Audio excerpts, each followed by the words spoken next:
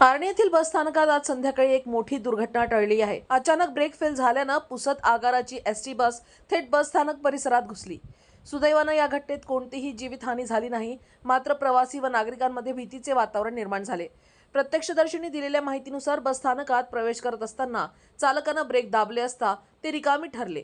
बस वेगात पुढे सरकली आणि स्थानकातील 3 पत्राला जाऊन थांबली। त्यावेळी स्थानकात प्रवाशांची मोठी गर्दी होती। काही क्षणांसाठी एकच गोंधळ उडाला। घटनेनंतर प्रवासी व नागरिकांनी संताप व्यक्त केला। आगार प्रशासनानं जुनी निकामी वाहने रस्त्यावर चालवून प्रवासी, चालक व कंडक्टर यांच्या जीवाशी खेळ सुरू केला आहे, अशी तीव्र प्रतिक्रिया नागरिकांनी दिली आहे। वारंवार तांत्रिक बिघाडाच्या तक्रारी होत असतानाही योग्य देखभाल केली जात नसल्याचा आरोप करण्यात येत आहे। स्थानिक नागरिकांनी तातडीनं निकामी बसगाड्या सेवेतून कमी करून नवीन सुरक्षित गाड्या उपलब्ध करून देण्याची मागणी केली आहे।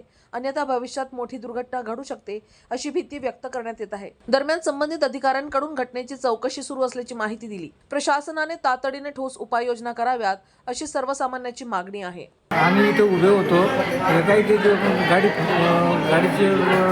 ब्रेक फेल होते का काय ते आम्हाला काही माहीत नाही। ते डायरेक्ट आमच्या अंगावर आली गाडी। असे महाराष्ट्र शासनाने थोडा विचार करायला पाहिजे किंवा अशा गाड्या कशा पाठवाव्या।